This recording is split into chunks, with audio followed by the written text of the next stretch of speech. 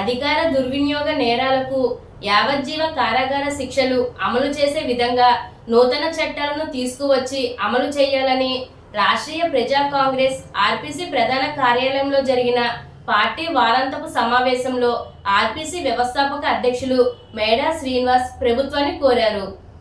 ఈ సందర్భంగా ఆర్పీసీ వ్యవస్థాపక అధ్యక్షులు మేడా శ్రీనివాస్ మాట్లాడుతూ ప్రభుత్వంలో అనేక శాఖలు పని పాటు లేకుండా నిద్రావస్థలో జోగుతున్నాయని, కేవలం జీతాలు తీసుకోవటానికి, అవినీతి సొమ్ములు దోచుకోవటానికి, ప్రభుత్వ నిధులను స్వాహా చేయటానికి మాత్రమే ఆ శాఖలు పనిచేస్తున్నాయని, కొన్ని శాఖలు ప్రజలతో సంబంధం లేకుండా బాధ్యతారాహిత్యంగా కాలక్షేప విధులు నిర్వహిస్తున్నాయని, అలాంటి ప్రభుత్వ శాఖలు మూలంగా ప్రజాధనం తీవ్రంగా నష్టపోతుందని, అభివృద్ధి పేరుతో సర్వనాశనాన్ని కోరుతున్నారని, కొన్ని ప్రభుత్వ శాఖలు ఉన్నట్లో లేనట్లో కూడా తెలియని స్థితిలో ఉనికిని చాటుకుంటున్నాయని ఆయన ఆవేదన వ్యక్తం చేశారు.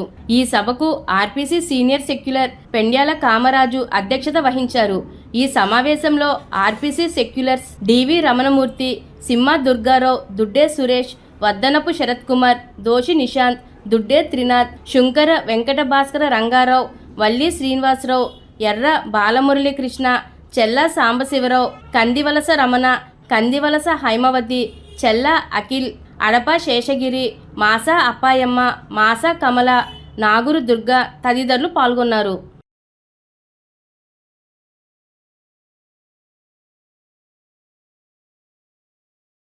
రాష్ట్రీయ ప్రజా కాంగ్రెస్ వారాంతపు సమావేశాన్ని ఇచ్చేసినటువంటి పార్టీ సెక్యులర్స్ అందరికీ నా ప్రత్యేక ధన్యవాదాలు. ఈరోజు ఈ రాష్ట్రంలోనే కాదు, ఎక్కడ కూడా భారతదేశంలో ఉన్న ప్రభుత్వ శాఖల మూలంగా ప్రజలకు ఉపయోగం ఉందా, ఎవరికి ఉందో అర్థం కానటువంటి పరిస్థితుల్లో కొన్ని ప్రభుత్వ శాఖలు నిరుపయోగంగా ఉన్నాయి. ఇప్పుడు ఫర్ ఎగ్జాంపుల్ ఏసీబీ శాఖ ఉంది, దాని మూలంగా ఎవరికి ఉపయోగం ఎవరికి తెలియదు. ప్రతి ప్రభుత్వ కార్యాలయం దగ్గర అవినీతి వ్యవహారాల మీద మాకు ఫోన్ చేయండి అంటారు. అసలు అవినీతిని జరగకుండా ఏసీబీ శాఖ ఏ ప్రభుత్వ కార్యాలయానైనా కంట్రోల్ చేయగలుగుదా? అలాగే వెయిట్స్ అండ్ మెజర్స్, తూనికలు కొలతల శాఖ, అది ఉందో లేదో ఎవరికీ తెలియదు. ఇరిగేషన్ డిపార్ట్మెంట్, అలాగే లీగల్ మెట్రలాజీ, అలాగే డ్రగ్ కంట్రోల్, వాటర్ పొల్యూషన్, ఇవన్నీ ఎందుకు పనికిరానటువంటి నిర్వీర్యం అయిపోయినటువంటి శాఖలు. అవి బలవంతంగా ప్రజలు నెత్తి మీద పెడుతున్నారు. వాటి మూలంగా ఈ ఫుడ్ కంట్రోల్ కూడా అదే పరిస్థితి. ఎక్కడ పడితే అక్కడ విచ్చలవిడిగా పొల్యూటెడ్ ఫుడ్, పొల్యూటెడ్ వాటరు, అలాగే తూనికల కొలతలు అన్నీ తప్పుడు కొలతలే. పారిశుద్ధ్యం ఘోరంగా ఉంది.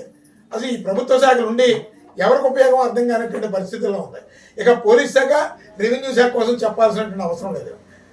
రెవెన్యూ శాఖలో ఆస్తులకు భద్రత లేకుండా పోయింది, పోలీస్ శాఖలో హక్కులకు భద్రత లేకుండా పోయింది. బాధితుడు నమ్మకంగా వెళ్ళి ఈ రెండు డిపార్ట్మెంట్లకి నాకు న్యాయం చేయండి అని నమ్మకంగా వెళ్ళి ఆ హక్కుతో హ్యాపీగా బయటికి తిరిగి వచ్చేటటువంటి పరిస్థితిలో ఏ శాఖ కనపడడం లేదు. ఈ శాఖలన్నింటినీ కూడా ప్రక్షాళన చేయాలని రాష్ట్రీయ ప్రజా కాంగ్రెస్ పార్టీ ప్రభుత్వానికి విజ్ఞప్తి చేస్తుంది.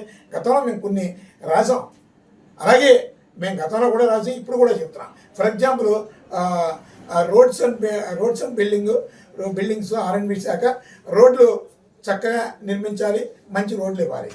అలాగే ఆర్టీఏ డిపార్ట్మెంట్ ఈ వెహికల్ ట్యాక్సెస్ అవి కూడా అది వేస్తుంది. అలాగే రికార్డు పర్యవేక్షణ అంతా కూడా పోలీసు వారు చూసుకోవాలి. కానీ ఈ మూడు డిపార్ట్మెంట్లకి ఒక డిపార్ట్మెంట్కి సంబంధం లేదు. అది రవాణా శాఖ, అది రోడ్స్ అండ్ బిల్డింగ్స్, ఇది పోలీస్ శాఖ. దీని మూలంగా సామాన్యులు ఎంత ఇబ్బంది పడతారు. ప్రభుత్వానికి కూడా అవగాహన లేదు.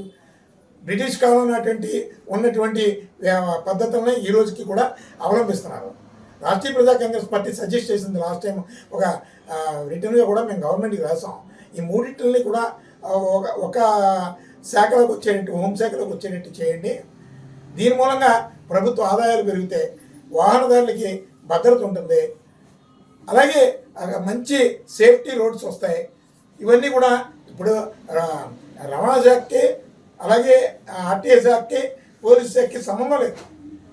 ఇలాంటి పరిస్థితుల్లో బురదక్కువ పనులన్నీ కూడా ప్రభుత్వం ఆ బ్రిటిష్ కాలం నుంచి ఉన్నటువంటి కొన్ని పనులనే ప్రోత్సహిస్తుంది. వీళ్ళకి విజనరీ అని చెప్పుకోవడం తప్ప సరైనటువంటి విజనరీ లేదు.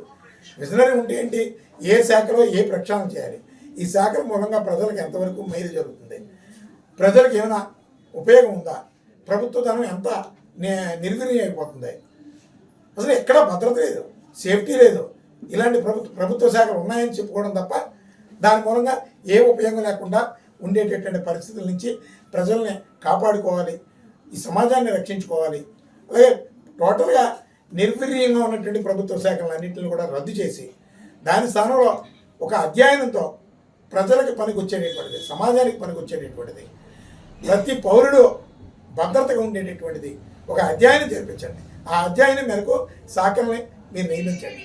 అంతేగాని ఎప్పుడు కూడా ప్రజలకు పనికిరానటువంటిది, భవిష్యత్తు తరాలకు కూడా పనికిరానటువంటిది, కేవలం అవినీతి చర్యలకు, దోపిడీకి మార్గం చేసుకోవడానికి మాత్రమే ఇప్పుడున్నటువంటి చట్టాలని వీళ్ళు ఉపయోగించుకుంటారు.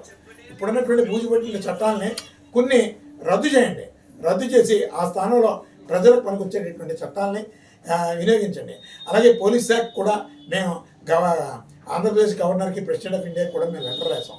ఏమనంటే ప్రభుత్వానికి ఇప్పుడు లేటెస్ట్ టెక్నాలజీ వచ్చేసింది, ఈ సాంకేతిక పరిజ్ఞానాన్ని ఉపయోగించాం. ఇప్పుడు పోలీస్ స్టేషన్కి ఎవరైనా ఒక బాధితులు వెళ్తే కేసు కట్టించుకోవడం ఒక పెద్ద వరల్డ్ కప్ గెలిచినంతే. కేసు కట్టవాళ్ళు పిటిషన్ ఎంక్వైరీ అని ఆడు మానసికంగా కృంగిపోతాడు బాధితుడు, పోలీస్ స్టేషన్కి వెళ్ళకూడదు అనుకుంటాడు. అందుకని ఇప్పుడు మేము చేసినటువంటి సజెషన్ ఏంటంటే ఫోన్లో వాడికి వాడు సెల్ఫ్ కంప్లైంట్ రిజిస్టర్ చేసుకునేటటువంటి విధంగా ఒక ఆన్లైన్ ప్రక్రియని ప్రభుత్వం ప్రారంభించమన్నాం. అలాగే ఇప్పుడు ఏసీబీ కేసుల్లో కానీ ప్రభుత్వ హక్కుల ప్రకారం అధికార దుర్వినియోగానికి పాల్పడినటువంటి అధికారుల మీద కానీ ఈ ఏదో 3 years తూతి ముందరంగా 4 years ఉన్నటువంటి సెక్షన్లో మళ్ళీ 3 నెలలు పోతే వాళ్ళకి ఉద్యోగాలు ఇచ్చేస్తున్నారు.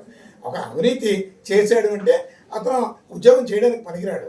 అవినీతి చేసాడంటే అతను నెక్స్ట్ కూడా అవినీతి చేస్తాడు, విధులు నిర్వహించలేడు.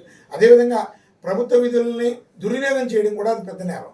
దాన్ని యావజ్జీవ కారాగార శిక్షల కింద దాన్ని మార్పులు చేర్పులు చేయమని ప్రభుత్వానికి మేము రిప్రజెంటేషన్ ఇచ్చాం.